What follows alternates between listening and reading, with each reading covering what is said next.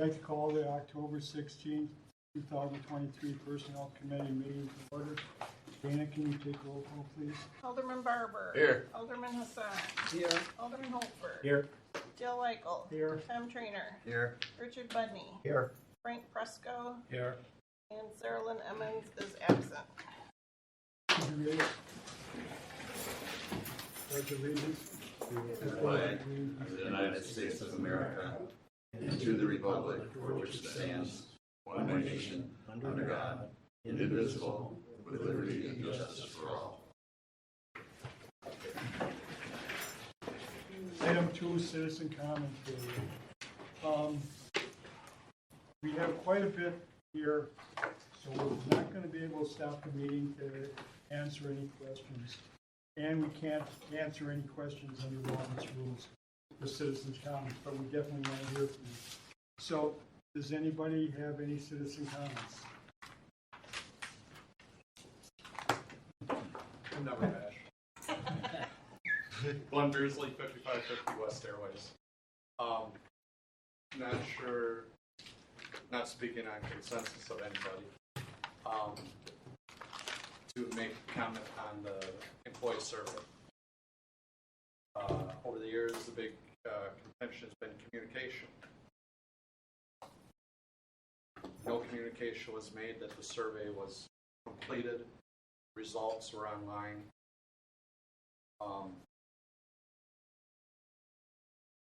Not saying anything gives the employees the perspective. I know there's no action to be taken, but leaves you wondering as an employee what's next, or just the communication that, hey, the survey's done, here's the results, we're going to talk about it tonight. And so people have an opportunity to say what they feel or think. About 2 weeks ago, Dana sent an email about the health insurance was going to be on the topic, which was nice, so everybody knew it was going to be discussed if they had concerns. Just let you know that's out there, and hopefully you make use of the survey. Been a lot of things that have never come. Merit pay, for some of the employees are newer, so they haven't been through as much as some of us that have been here 20 years. So, but hopefully it was beneficial for the employees, and hopefully administration, something can come of it. Okay, thank you. Is there any other citizen comments? Hearing none, citizen comment period is closed. Item 3, before we get into that, I just want to make policy one thing. In the past, we've always had absent if somebody's not here, or excused. And I believe that's in Robert's rules, but I don't know. Ever since we did it, it's been that way. I guess at a common council meeting, it was brought up and there was a discussion about it, and it was decided to not use the 2 terms, just use absent. I think, in fairness, we should keep on using the 2 rules if it's in Robert's rules. We haven't been told to do otherwise. So, it's up to you what you want to do. Want to keep on. It's not a big deal, but in the minutes you'll see that there was Richard Budney was absent. He was excused. So we'll just bring that up. Is there a difference if somebody's reporting absent and not excused, or you have so many absent? No, there's no such a consequence. So it really doesn't make any. Semantics, just kind of a little bit of, for certain people, it's a little bit of a slap in the face. But, so, having said that, next item, approval of the minutes. And if somebody wants to make a change to Richard absent, excuse, just make that motion, part of your motion. I'd like to say something. I had some correspondence between Dana and Dale was shared on a very topic. And I'm comfortable with it, however you do it, as long as you do it consistently. If the city, common council decides that absence is more appropriate than if you do it across the board, that's fine. I had just never saw it before from our committee until this week. That's why I had brought it up. So we have to go back to your question. Are we going to accept that as our standard? Well, if the motion is made to approve the minutes with that change, then it stays the way we did it in the past. What we did in the past would be excused. Yes. So you'd have to change it. And I don't know, I just saw this today, so I didn't have a chance. I'm assuming that Robert's rules differentiates between absent and excused. I could be wrong. So, Do we amend the minutes that are present here, or do we bring this up in our that we have to? we'd amend the It's minutes. not on the agenda to discuss. It's a Right. item, but you But could we amend could the bring it up minutes. in the future. You could amend the minutes today. I move to amend the minutes to reflect that information and accept the minutes from 7/17. So you're saying you'd like to change it from Absent to excused. absent or from excused to absent? Correct. Other way around. No, from absent to absent excused. to excuse. Oh. Right now, the way minutes read, it's absent. So there's been a motion made to accept the minutes with the change of absent to excused. For Richard Bundy. Second. Is there a second? Second. Is the motion made and seconded? Any further questions, comments? All in favor? Aye. Opposed? Motion carries. Item 4, 2024 benefit renewals.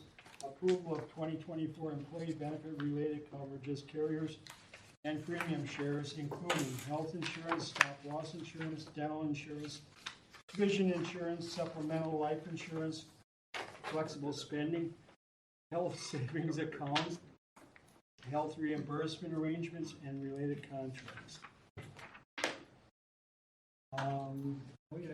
Do you want to start? Well, I can state that there's not a ton of changes to the actual benefits. We did ask Scott from USI to come in and kind of talk about some of the optional plans and also speak to the increases in the premium. And premium changed, and I'll let Scott talk to that. And then there's IRS regulations that we have to meet, so we do have to change our plan. And that would be taking it from $3,000 to $3,200 for the deductible for family, and from $1,500 for single to $1,600. Access point. So that does provide an increase in the benefit. And we won't have the wellness program go 365. That was offered by Humana, and Humana is no longer offering it. We felt that at this point, it really didn't make sense for us to look for a replacement for that. And when you look at our premiums, it makes sense to add additional expenses right now. We have been recommended on our renewal for our stop loss to increase from $80,000 to $90,000, and that would give us a 10.9% increase over what we're currently looking at. Our stop loss would be what? 90,000 versus 80,000. Why was their recommendation? Well, I can let Scott answer that. Sure. So there was a Well, 20. could you introduce yourself first? I'm sorry, that's my fault. I should. No worries. Thank you. Scott Fuller with USI. We have been the city's benefits consultant. I have for the last 3 years. Glad to be here and look forward to answering any questions. To your point, stop loss, the $80,000 level is called the specific deductible. So when any single individual exceeds that amount, then the insurance company is liable for all claims after that. So medical inflation or medical trend on stop loss is in essence leverage. So it's double, generally speaking, medical trend. So the increase would be 20.2% if you didn't increase the specific deductible. And the savings on the specific deductible means you could have 6 people hit the specific stop loss before it would turn out to be a bad decision. Your level is relatively low compared to others of similar size. So based on the premium reduction, the fact that your benchmark is low, it makes sense to increase it. So how many have we had in the last year that 3. exceeded? 3. But it's the year's not over. It's a partial. What is the premium increase? Again, how much? From So it's 80 to 90? It's actually a reduction. So it's a $57,000 reduction to go from the 80 to the 90. So, you used to, years ago, you've had periods where you had more than 6 reimbursement, individuals be reimbursed, but it's been a number of years since that's transpired. So. Thank you. Mm-hmm. And I would just point out, if you look at this sheet, it will show sort of the history of where you've been, and you've been at 80,000 for the last 4 years. And if you think of medical trend or inflation at roughly 8% a year over 4 years, that's a 32% compounded increase. It's time to increase it to keep up with inflation. And this has no impact on employees. It's completely irrelevant to them. It's designed to be a risk mitigation factor for the plan.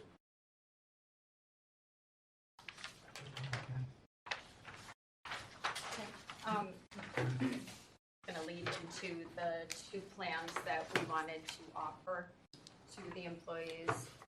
They would be additional. One is a HMO type plan for dental with richer benefits and less cost. However, because it's an HMO plan, you are required to stay within a certain network. One in particular, right? Yep. Dental Associates. Mm-hmm. And then other is to introduce a optional life insurance policy, which would be employee paid. Yeah. Dana, do you have the history of our raising the stop losses over the years? It's all So on that It's sheet. on here. Try to have a chance to do it. You point that column or line out? It's on the It's Down toward the bottom. the Stop loss. second from Period. bottom. Second from bottom.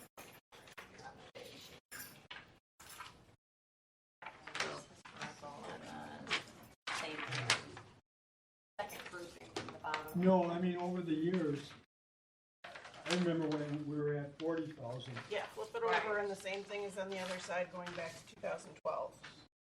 It was, It hasn't been that since before 2012, Right. at which time it was 50. it was 50,000. No, when the I point started. is though that the city has increased their contribution in reality.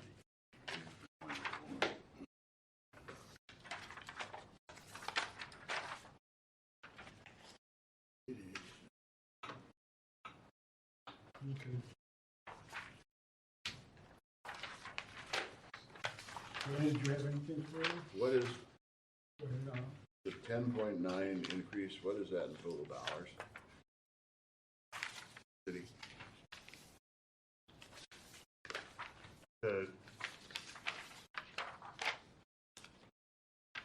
What 10.9 are you talking about?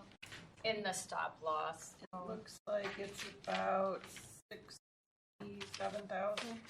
Where are you finding that? Oh, I see, number 11. Yeah, the difference between the first two columns on Exhibit C. Yeah. That's what you're asking for, right? Get the- The current cost versus the renewal? Yeah. At 10.9. It's about $67,000 increase.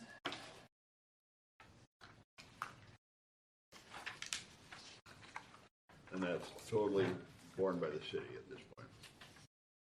Well, it's calculated into the premiums, which is split between the city and the employees.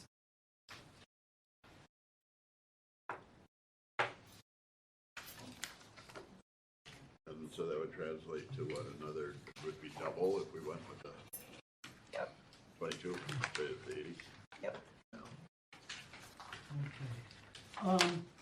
Any further? I'd like to bring up item 3 on the request for council action. Continue the primary care model for the health insurance premium incentive. This has drove me crazy ever since it came out.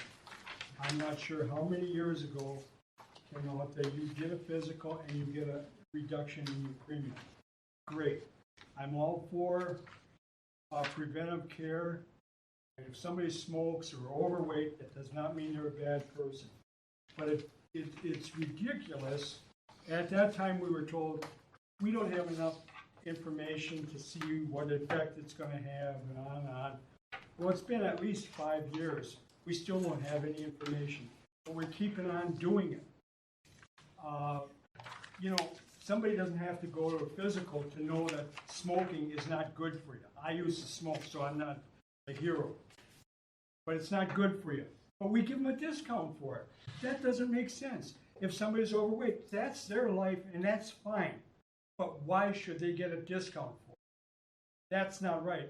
There's a lot of people here, a lot of employees that take care of their health and do things that they should, and they're actually supplementing.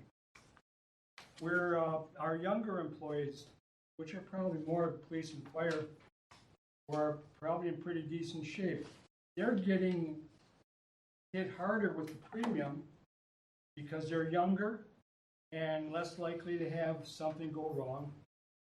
And now they get supplement somebody else's because of health stuff. That's not right.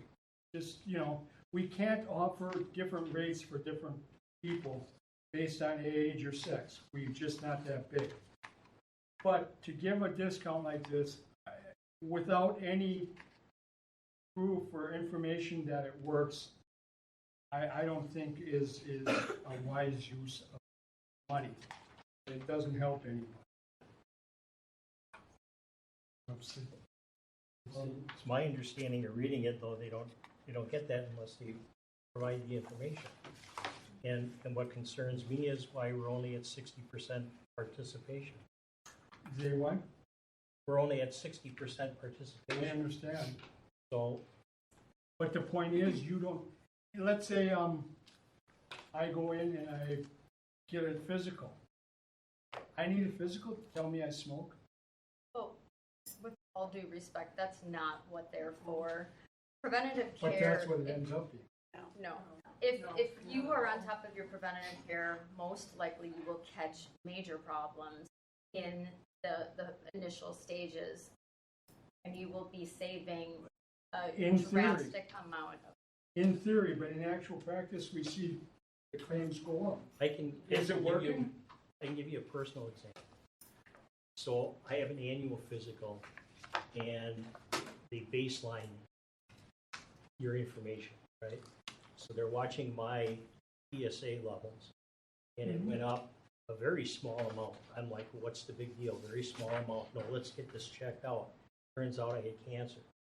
Had I not been going to regular physicals and having that baseline to raise that alarm, I'd be like a friend of mine who is now terminal. I understand that, So and I there's a agree with reward. that. There's a reward for wellness. The key is you did something because of it. That's where there's a huge difference. With this, you don't have to do a darn thing. If you're, and You do though, you have to go and get your physical. You have yes, to you get an have to get a annual physical. Do you need a physical to tell you you're smoking? It doesn't Can I have interject anything to here do for a with the moment? smoking. It It's would to find tell- out your It- blood tests. it's included in that.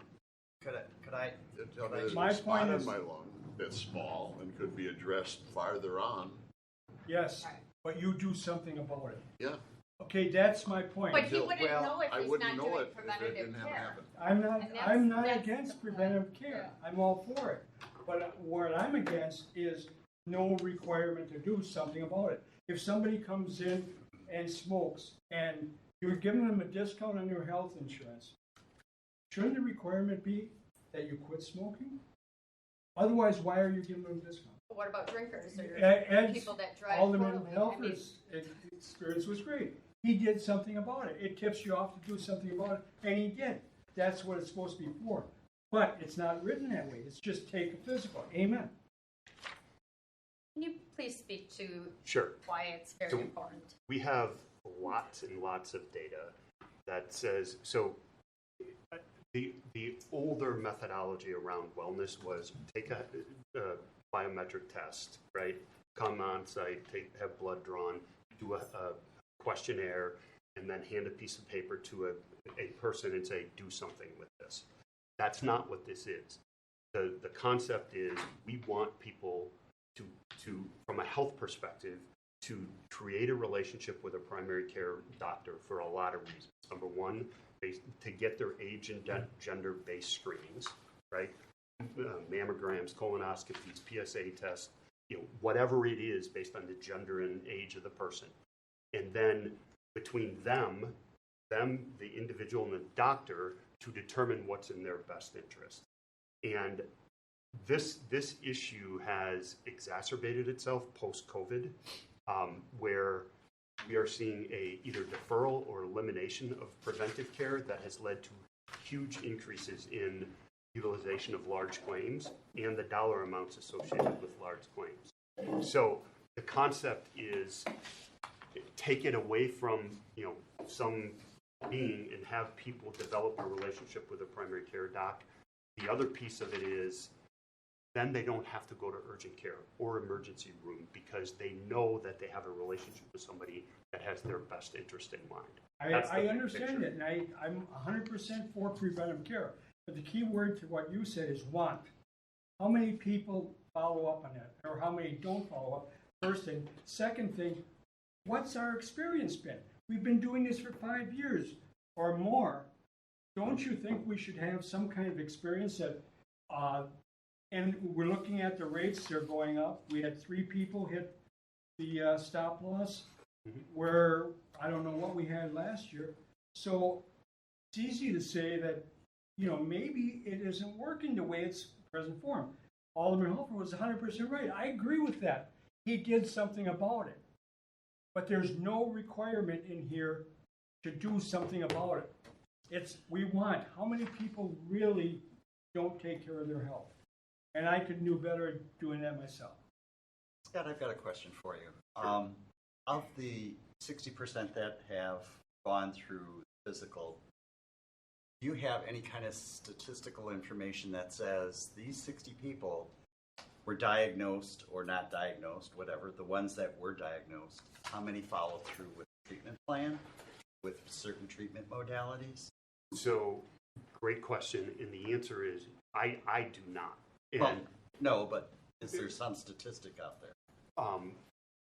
I can follow up with you guys with a whole bunch of statistics on those specific big ticket items, cancers in particular, inpatient admissions, ER visits, readmissions in the hospital. Those are the 4 things that we studied. But I guess conceptually what this is about is if I'm somebody's doctor and I say, hey, John or Jane, you need X because you're of the appropriate age and quality standards say you should have this, I would hope people will listen to their doctor. If they're not going to listen to them, they're not going to listen to anybody, right? So it's a proven better methodology than having somebody come on site, take your biometrics, blood, and then hope that, give people a piece of paper and hope they take it to their doctor and do something with it. That's what the shift is, and that's what we're trying to accomplish. I understand, but again, you're saying, I heard before, and don't take this personal. I've heard want and I've heard hope. No requirements. How many people over the age 50, men, should have colonoscopy? I should say everybody over age 50 should have a colonoscopy. I've talked to so many people said they're not going to do that to me. You There mean are And they're- how that many say I don't have to do, or provide how any of many that are supposed to? information? Because 100% are supposed to. How many do? That's, if you could get us them figures, maybe I'm wrong. But I just don't see where it's advantageous for anybody to give a discount for something that they don't want and won't do anything about. I mean, like I said, right now the way it is, I smoke, I go in and get a physical, I get a discount on my health insurance. Does that make any sense? I'm not trying to put you on the defense. Don't get me wrong. But it just was, why? I'm all for preventive care. That's Well, fine. that's what gets them into that preventative care piece. Yeah, is we that heard hope incentive. and wish. Yeah, well, no, but the point is if you have a reimbursement account like we do, that's the incentive to get each person to go see their doctor, and then from there they determine their care. I But understand with you, Kelly. if they're not going, if they don't have an incentive, how many of that percentage will not go, and how many more larger claims will we have? But the and more person who issues? says, I'm not going to go and get a colonoscopy, should they keep on getting a discount? There are That's HIPAA laws that state I don't have to provide if I go or So not. that's, and it's their, So there's HIPAA laws that If state I it's don't have their- to let anybody know if I go or not. what's that? I said, aren't there HIPAA laws that state that I don't have to let my employer know if I go and get my colonoscopy And or not? there's nothing you can do to mandate that they do this.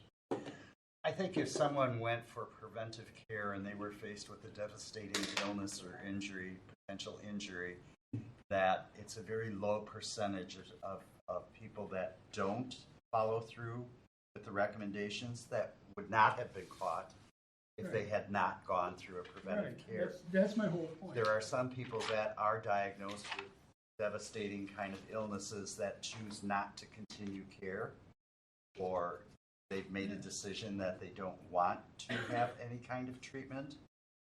And that percentage, I would imagine, is exceedingly low. Well, maybe it might be, I'd like to see the figures. I think everybody would. You won't be able to see the figures because of HIPAA laws. Every year I You have, can use HIPAA, you can't use it with names, you can use it for, you have to use HIPAA, you have to use sicknesses and diseases every day. You cannot tie it to a name. But if it's for statistical purposes, you can use HIPAA.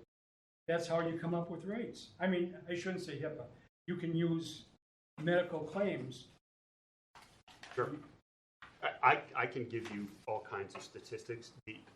What I would just suggest is if somebody has a relationship, a physical, with a primary care physician, and that primary care physician says, hey, Scott, you should have X, I have a much higher probability of doing that than if I don't see a primary care physician where I have 0%. And that's great. That's what it's for. But the abuse of it is what bothers me. Alderman? My concern is that it's only at 60%. We can't mandate it, but how do we get that percentage higher? Because I do think there's a long-term effect and a benefit to the city to have them do that. it will be much higher than that. It will be. Every year, we've normally been at around 97%. Yeah, okay, They've been slowly trickling in all the past week. okay. Okay, well, I'll drop it at that. Can you get us the figures? Sure. Okay. They're going to be broad-based on our roughly $2 million members that we studied that did this, so it won't be specific to the city. Now, can I tie this into one other Yes, thing? please. So what I would, I guess, just sort of make sure that you're aware of, if we, as I mentioned, post-COVID, right, what has transpired, not just at the the city is a microcosm of what's happened sort of universally in this country with healthcare. Number one, because of the deferral and or the elimination of preventive screenings, mammograms, colonoscopies, PSAs, et cetera, there's been a tail, right? So if somebody doesn't go in today and have a mammogram, doesn't mean tomorrow they're going to have cancer. But if they don't go in for a year or 2 or 3, by the time they're diagnosed, it's at a higher stage, right? 3 or 4. The likelihood of survival is way lower and the costs go way up. We're seeing that all over the place. Number one. Number two, general inflation is having an impact on this. General inflation has gone up more than we've seen in more than a decade, which ties into medical trend, which has also gone up at a much higher rate over the last 3 years than it did pre-COVID. And then the other piece that's tying into all of this is the increased utilization of specialty medication, right? These high-cost medications that range from $5,000 a month and up, because they work, but they're just more and more conditions are becoming available. So those are the biggest 4 factors that have driven this, and there's no debate. Your claims are higher, right? High-cost claims are higher. You're almost exactly what we're seeing, not in every employer, but throughout the country. What we can't measure is what it would have been, for example, if somebody didn't go in and get a mammogram and ended up with cancer, right? What the cost, how many of those did we avoid, right? So I don't know if that helps at all, but I've been speaking a lot on that, and that is what we're seeing almost everywhere. So we make this clear, I am not against preventive care. I'm all for it. What I'm for is the abuse of it by giving somebody a discount. They don't intend on doing anything about it, and they keep on getting this discount. That's what my concern. There's only 3%, right, last year that didn't go through this. So that's a good number too. Barbara? I'd make the motion to approve the 2024 employee benefit-related coverages, carriers, and premium shares as outlined herein, including health insurance, wellness, health and wellness supplementary programs, and dental insurance. Authorize the Director of Administration to execute the appropriate related contracts and authorize human resources to incorporate the approved changes into the employee handbook. And I would also like to include that we examine the data that was requested. I would second that, but then I would have a question before we vote. Sure. If there's any questions. I made the motion, so I can either die or... I second it. Oh, Okay, motion's made and seconded. Is there any further discussion, questions? I just have one question. So throughout this, you list that the city's had good experiences with these various providers. My question is, what are we doing to see what our customers, our employees, their experience has been with these providers? Do we have a system in place, or how do we gauge?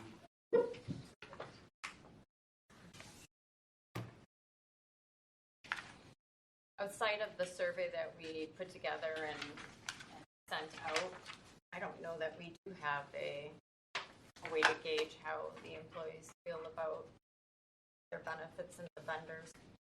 Yeah, plus or minus in participation, you know what I mean? Is it because it's a bad experience? Is it because people don't understand the benefit?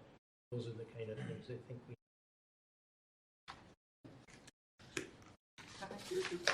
Incorporate that. And my motion, incorporate that. Well, Scott, it looks like Scott wants to say something. I was just going to say, we do get indirect feedback by, I don't want to say, I'm trying to pick my words here. If there are problems, especially with the health plan, people are going to make us aware. We have a benefit resource center that people use, so we track internally what kind of calls we get. There are employees that your staff have the ability to call. So we can track it through that, right?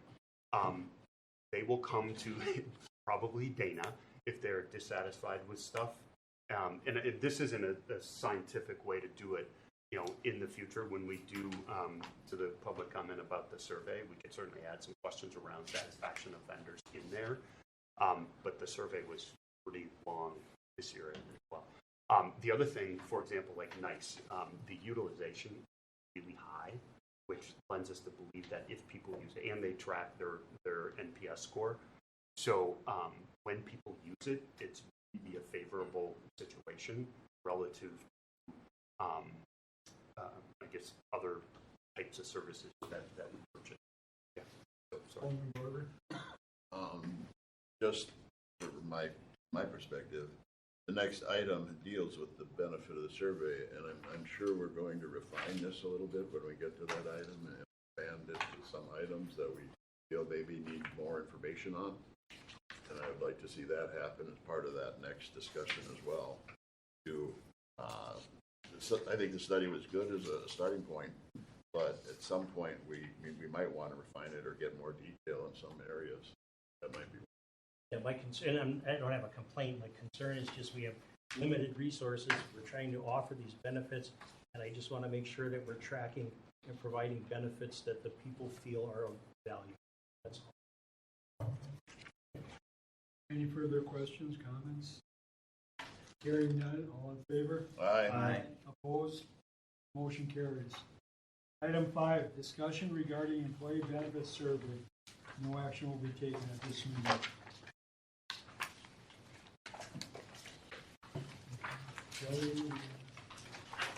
I'll let Dana run with it. Well, I don't think we were gonna plan to talk about this a whole lot tonight. We just wanted to get it out into your hands so that you can start looking at it. We have not had a chance to start looking at it at all. We hope to meet with our management group within the next couple weeks, but have not done that at all yet. So we really have not started to do a whole lot with this. I think the thing that I'm most interested in is probably the section on pages 108 to 111, where employees were able to comment about benefits that they're looking for that we currently don't have. Obviously, a lot of these cost quite a bit of money, and the city would have to determine whether they have the money to provide some of these benefits. There are a few of these we're hoping to do fairly quickly that wouldn't be an extra cost. As we just talked about, we're going to offer the dual choice dental because a lot of people want orthodontic care. So we're going to be able to provide that right away in January. I would like to get the whole Roth 457 plan done and approved by the beginning of the year. I don't know if anybody has any comments on that. I know when Mark was here, he was working on that and wanted to set up some kind of legal umbrella for that. I don't know why that was necessary and why we weren't just signing the contract with our 457 providers. But I'm hoping that within the next couple months we can resurrect that item and hopefully push the Roths through. A lot of the other ones we haven't been able to analyze yet as to what they will cost. Dana, Alderman Holford and Richard and Alderman Barber. Dana, would it be appropriate to just send a little blurb out to all of the employees that we've received it, we've compiled it, we're gonna be looking at it. We're not gonna have any immediate answers for them, but so that there is some recognition that it was received and we're looking at it. Thank you. And should this be made available to the employees to see all the data? It's posted online with the personnel committee, so we can comment that it's posted out there. So all the employees can take a look at it? It's public record out there. Richard? my question was, do you have a legend as to what the terms are? I'm somewhat intuitive, but the DPW, the CH, the F, the P, the L, imagine the F would be fire, E would be police, but Library and City Hall. The 5 groups are on that second page. so there's a list. So it's police, city hall, public works, fire, and library.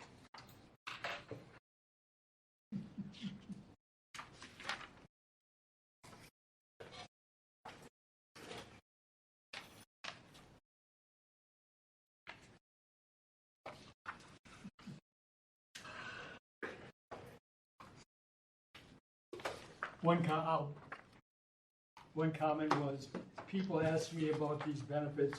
I could probably run your training, but I won't because Franklin wouldn't pay me for it. That was what we brought up. Oh, I shouldn't have. All right. Could I suggest that we, as a process, Say it again, please. put this on the agenda item and look at certain questions every time, till we get through this, like within the next couple months to go through them, and have everybody come back and with comments for as a item for like the next 2 months. Everybody Sure. meeting, everybody in the personnel committee? Yeah. Okay. I'm assuming that this will be on future meetings, right? Yep. Okay. But there's some urgency in some items, and you can prioritize that, but I'd like to go through the entire thing, just in case we have any questions about what's going on with it. Some things do just need communication with employees, because if you look at it, some people say that they want to have chiropractic care. We have chiropractic care, so I don't know why anybody would put that. Well, they wanted There's- it at 100%. Yeah, which well, we've never seen. We can't do that if they're on a high deductible plan. So there's quite a few in here that I think employees just don't understand their benefits, because if they did, they wouldn't have wrote the comment. And we can respond to that. Yes. Frank? On the scale, 0 to 10, I don't see what's high or what's satisfaction. 10 is high, 10 is high. satisfactory, yeah. Back a little bit, I agree, a lot of employees did not seem to know everything, which was kind of wrestling between myself. We had a meeting, would everybody come? There's always some that won't. And are they the ones that are gonna say, I don't understand? Hopefully, something could be done that the plans could be explained a little bit. We have an annual renewal, and at that time, the benefits are explained. Okay. I don't know what the past year's participation has been. My understanding is it's not been very high. Very low. Do we post the benefit changes online? Yes. We do. Would it be of any benefit to our employees, once we make those changes for 2024, that they receive an email with a link, and that would help them get to that area? They do. They typically get an email from me telling them that it's open enrollment and what the changes are. That information is also on the employee extranet that they can always go to. And there will be what they call I think it's still a brain shark, right? Where the USI will tape a presentation and explain all the different benefits. And there's an index where if you only want to know what the health savings account is about, or the health reimbursement arrangement, or just one section of the presentation, you can click on just that section and listen to it. Okay, thank you. Any further comments, questions? Okay, this will be on another meeting. So, any questions or anything you have, write on there and we'll cover it in detail further. Okay, item 6, amendment to the employee handbook to include the police chief in positions eligible for retiree health insurance coverage. This is just a minor cleanup out there because we've cleaned it up where all of our employees basically have access to retiree health insurance now, provided they work here long enough and that they're at the proper age. The only position that has not been included in that is the police chief, because the police chief has been here for 18 years, did not need the benefit due to his past work history, so that language has never changed to include his position. He is now going to be retiring, so whoever gets promoted to his position will probably likely not want to take the position if they're going to lose retiree health insurance. So everybody else has it. Every other employee except police chief. Any full-time employees, yes. If they've been here long enough, yes.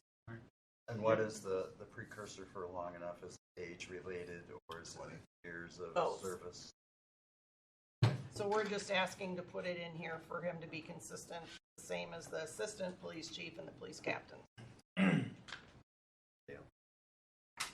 My question is, what about the fire department? Fire department is already included in The here. chief is included Yes. in this whole program? Yes, This is just the one exception. correct.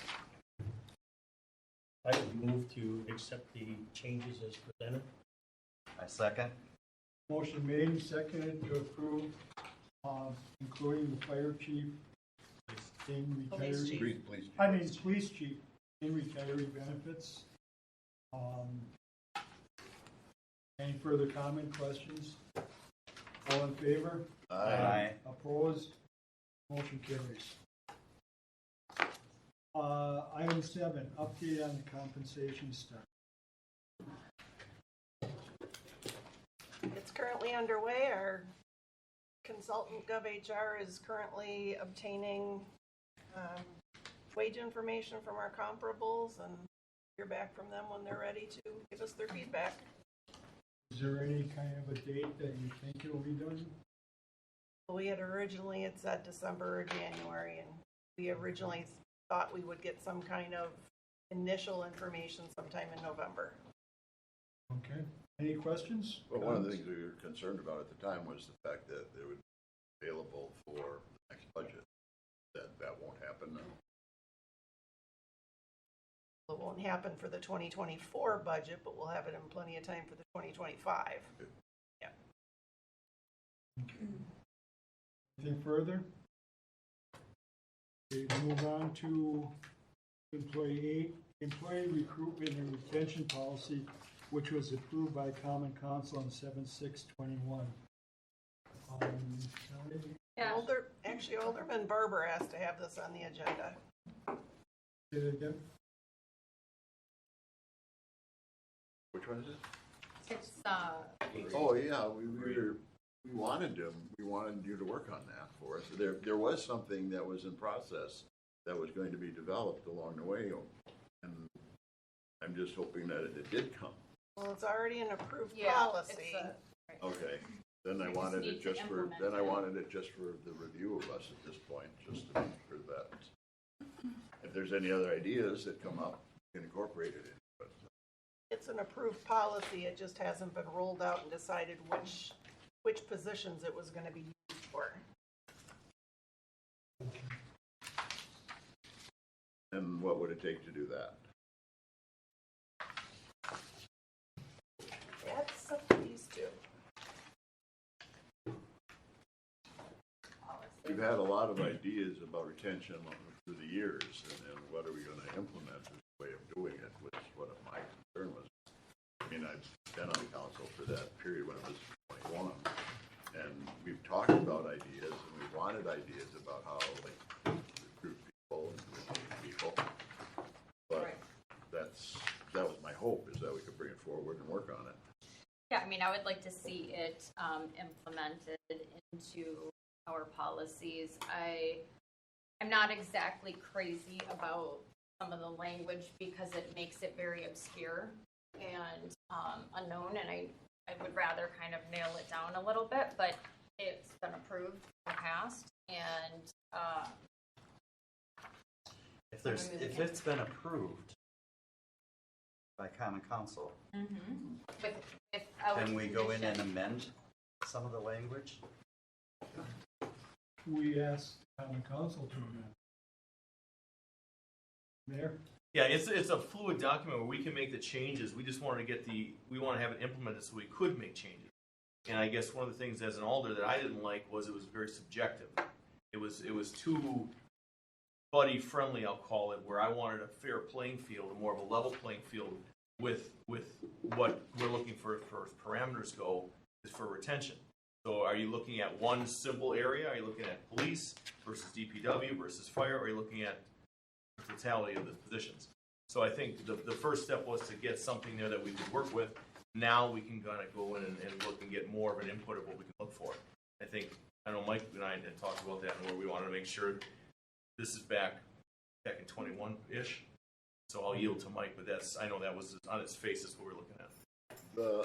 We have an employee survey that I think we can look at, glean certain items from that based upon the employee input as to what maybe would help us help this document and to retain retention as well as making it a better workplace environment.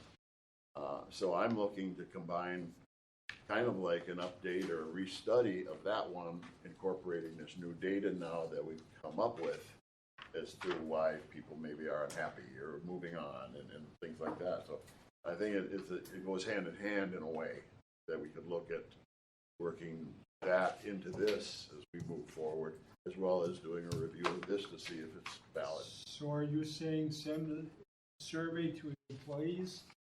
Well, we've gotten something to work with already with this study. Right. So what can we learn from this that maybe would help this? Their retention,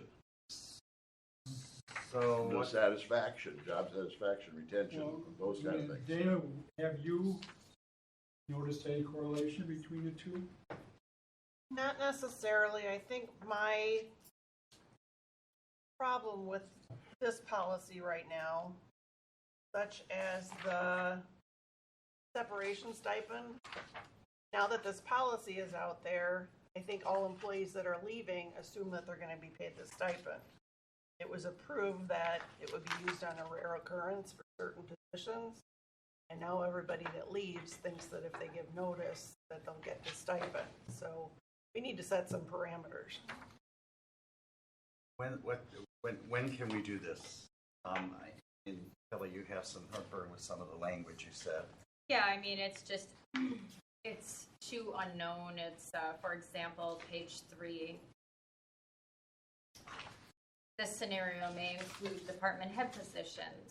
The third example related to the 2 examples above is for positions in which it takes an extended period of time to hire, again, considering police, fire, and supervisory and higher positions. Well, it's not clear. It is left for interpretation. Also, I would like to make sure that it incorporates all staff, not just a particular department. So I think we need to look at where are we having problems retaining staff, where are we having problems recruiting them, and use that to kind of drive who would benefit from this, or who should be benefiting from it. Should we form some sort of a subcommittee to get going on this soon? I'll volunteer. I will too. My only comment was we could probably just keep it in personnel. You could just probably keep it here, just to bring back to have it for open discussion and keep it as a working document every personnel, opposed to breaking it off into another. But I think we should involve the input of employees. Definitely. Yeah. So more of a, maybe there's time where we can either meet separately or we can meet afterwards and have more of a conversation, or, have an item where they can actually weigh in and say what they'd like to see, how they feel about it, how it's impacting them. Do we ask for volunteers? Yeah, we could do that. Okay. So we don't have to make a motion on this, but how many feel the subcommittee would be a good thing? Or special meetings, maybe not subcommittee, some special meetings that would include. Well, I'm not Same saying thing, just same. formal special committee. 'Cause I'd like to see like 2 or 3 special meetings. a study group. I don't care what you want. That would include employees as well as the commission, as well as the committee, some committee members.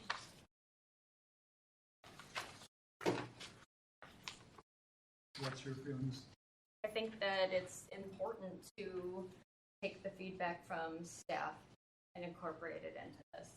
I think, yes, as an employees, open it up to the employees to be able to come in and sit down and provide their feelings and their feedback on this policy and how we can improve it for the city. Okay.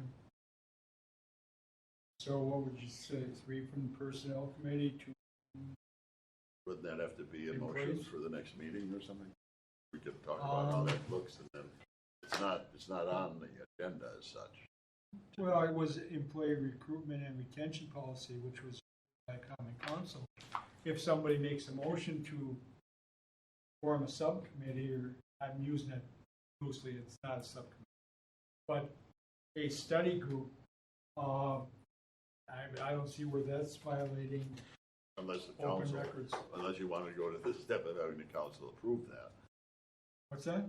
This is a council motion that we're looking at. I don't, it, Procedurally, do they have to designate a committee? I think you can make. I would say no. I would say no too, I'm just asking. Then we'll go with no. It's a rhetorical question. You don't think you make a motion? We don't need, I don't think it needs to go back to council. I'm saying you Oh, could, no. Mr. Chair, you could deal with it right here and just, I'm saying make a motion by the personnel committee to form a study group. Not going to common council, no. To charter them though. Pardon? Write a charter for what their expectations are. What's your? To have clarity. Write a charter for a subcommittee. It can just be several lines, but. Okay. or, I mean, I think we could probably, again, just kind of have it as an item. I don't want to make it, yeah, exactly, cumbersome and more than it needs to be, but I Right. think maybe at least one representative from each department, somebody that is comfortable collecting all the ideas and bringing them together and talking about those, and then just kind of fleshing out what makes sense, what we can do and what we can't do, and it's a great get a department. draft. That's a great That's the department head. framework you're looking for. Yeah, right. What would you I say? think it's just been said. That is our charter. There's 5 Keep it in the departments, minutes. so that would be at least 7 people. I don't think, I mean, I think that it's fair As to you- open it to any person that wants to be a representative of the department and also has the department buy-in, not necessarily a department head. No, I'm not saying that, but I'm saying one person, you said one person from each department, which would be 5. And then 2 people from, 2 or more from personnel. Is that too big? I'd mean, like I want the input from the feedback of everyone. departments. I'd like to know, each department is different and has different kind of thoughts going on. I'd like a representative, if they can sit in on them, fine, but I'd like someone that would be independent as well, if we get a volunteer that would like to be on it, as opposed to Forced maybe, participation. I don't want to designate someone, I'd like people to come forward and from each department, and then we can go from there as to how we would get, The department representative. Yeah. That represents the the better department, interest the of department could nominate a person, each Right. department could You nominate. need clerical support for something. Pardon? You would need clerical support. Alderman Barber can read and write. Okay. Not real good, but. No. My mini mic that I talk into every night when I. Okay. I think we should make a motion, obviously, and it only pertains to this study group, whatever you want to call it. That we have 1 employee per department, 2 people from personnel committee. And each department nominate their person. Yes. Yeah, I mean, I think that the people that have shown up here, indicative that there are employees that Yeah. obviously everybody that works here has a vested interest in our benefits, including this policy, and I'd like to have them have the opportunity to voice that to this committee. Okay. Can I just simply ask if that would work? Wait a second. Is that, Not to muddy the waters, but the scope of this is retention and recruitment. So a good portion of the information you're going to be looking for is going to come from that comp study. Because if you're looking at recruiting, you want to know what the competitors are doing out there, same for retention. So you have to have a little bit of that wrapped up into it too. we can incorporate that down the road. I don't see this as being, obviously we needed to get it off the ground, but it might be something we look at quarterly as we move forward down, into the future. But let's get it going and let's get something started. And Right. so there is communication, there is the feedback, there's input as well from people that are in their departments, know best what their departments might need or how they feel. Okay. Any- Here? Somebody willing to make a motion to form a special, I want to say committee, because that would have to be one. Special group? Working Special group. A working group. To study the employee referral and recruitment policy. I'll second that. So moved. I can't. So moved. Second. Alderman Barber seconded. Any further discussion? All in favor? Aye. Opposed? Motion carries. Staffing report. So what we could do is just ask, like this, like within a week, ask the departments to come forward with somebody that would be willing to work with us. Okay. Dana, you want to do the staffing report? Nothing extra to report besides what's on there, with the exception of both of our chiefs will be retiring in January.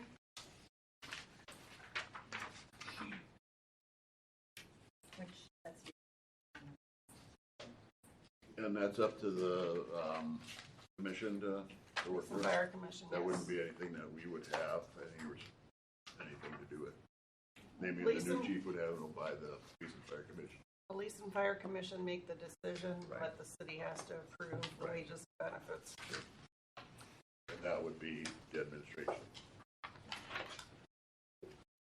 The two police officers who resigned was because they wanted to move out of Yep. southeastern Wisconsin.